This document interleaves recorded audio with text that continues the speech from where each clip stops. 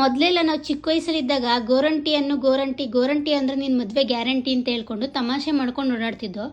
ಇದರಿಂದ ನಮಗೆ ಏನು ಬೆನಿಫಿಟ್ಸ್ ಇದೆ ಅಂತ ಅಷ್ಟು ಗೊತ್ತಿರ್ತಿರ್ಲಿಲ್ಲ. ಕೈಗೆ ಹಚ್ಚಿದ್ರೆ ತುಂಬ ಚೆನ್ನಾಗಿ ಕಾಣಿಸುತ್ತಲ್ಲ ಅನ್ನೋದು ಅಷ್ಟೇ ಗೊತ್ತಿತ್ತು. ಆಮೇಲೆ ಹೋಗ್ತಾನೆ ನಮಗೆ ಗೊತ್ತಾಗಿದ್ದು ಇದರಿಂದ ತುಂಬ ಬೆನಿಫಿಟ್ಸ್ ಇದೆ, ಹೆಲ್ತಿಗೆ ತುಂಬ ಒಳ್ಳೇದಿದು ಅಂತ ಅಂದ್ಬಿಟ್ಟು.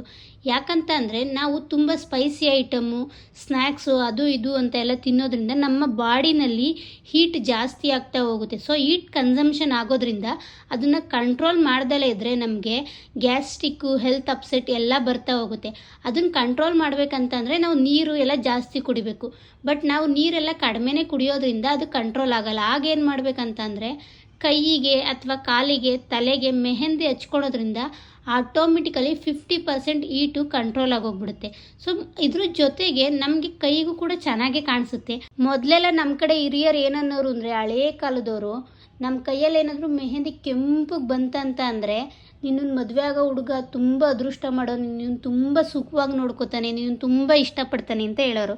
ಸೊ ನಿಮ್ಮ ಯಾರ್ಯಾರ ಕೈಯಲ್ಲಿ ಕೆಂಪಗೆ ಬರುತ್ತೆ ಅಂತ ಕಮೆಂಟ್ ಮಾಡಿ.